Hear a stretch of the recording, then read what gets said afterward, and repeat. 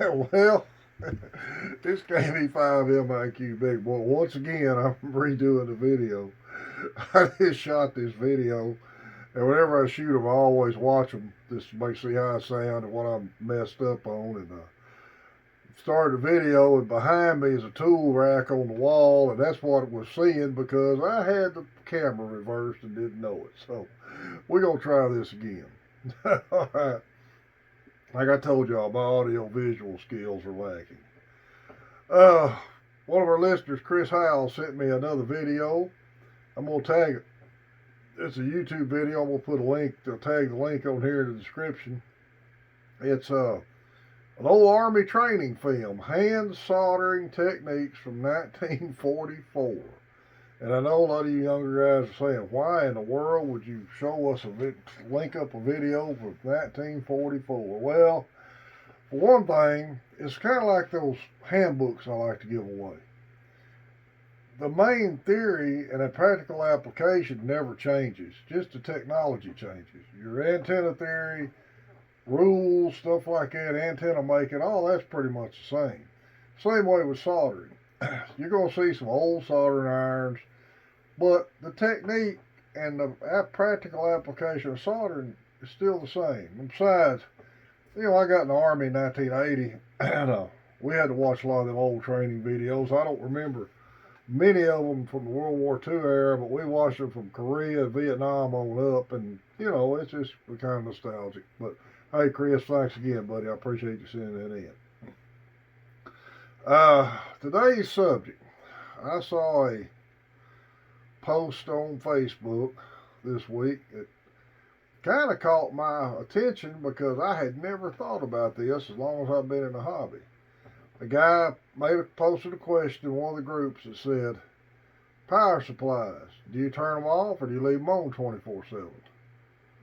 And what's unusual for ham radio questions in a general ham radio page, 99% of the answers were sensible. Wasn't any snarky answers, wasn't any of my NASA engineer answers, but was pretty reasonable answers for the most part. And I asked Jeff what he thought about it. He said, honestly, big boy, I've never thought about it. I've always turned mine off. And he's ran old Astron power supplies just like I have. My first power supply was an Astron 20A that I bought used. And I ran it for 12 years, and it was pretty old when I got it. This RS50 is 16 years old now, and it's still humming right along. My personal opinion, for a linear type power supply, now if I say the word transformer type, I'm talking about a linear type. That's what we used to call them. I didn't know the new term was linear. As far as I'm concerned, Astron kind of set the standard on those type power supplies. Now, and it was kind of a 50-50 split on whether you should turn it off or leave it on. I got thinking about this. I never really thought about it, but if you got a repeater up, that power supply is on 24/7 unless you've got a repeater that's solar power on batteries. I know, excuse me, our old repeater we had back in the 90s here in Red River County, it had an Astron RS20A on it, setting 24/7 for years. So it's not going to hurt them running. And a lot of the guys on the linear side was saying it was actually better for them not to turn them off. I'm not going to disagree with that just for the fact that an electronic object running gets to operating temperature, and if nothing goes wrong, it's probably going to make everything possibly could last longer. I do know when you turn it off, restart it, everything cools off, start it back up, you could eventually maybe get a solder joint problem or a capacitor issue, but that's 16 years old right there, and it hadn't failed me yet. So I'll probably keep turning mine off. But if you want to leave yours on, go for it. It's your shack. That's one thing I've always tried to get my point across is I'm just trying to help you make decisions how to run your shack.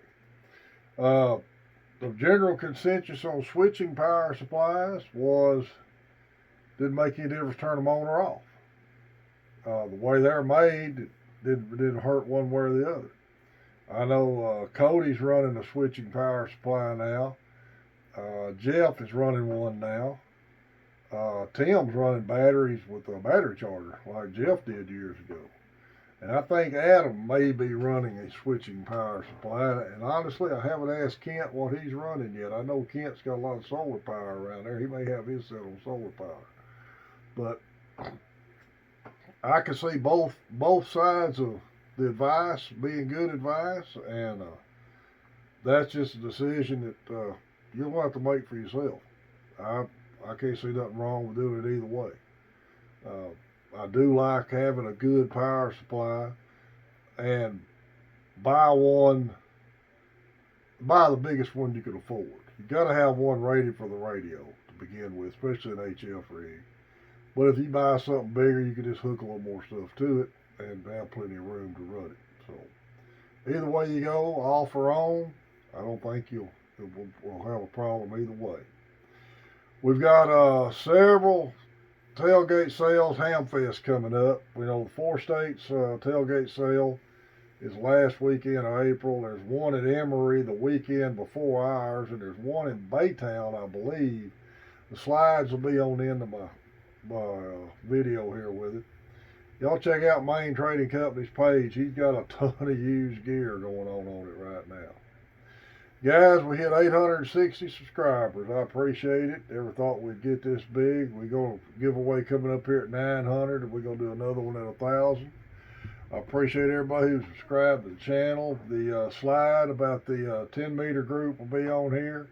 We'll be getting a lot of check-ins at night from all around the country and a couple of foreign check-ins. So if you hear us, please check in. This is KB5 MIQ Big Boy 73.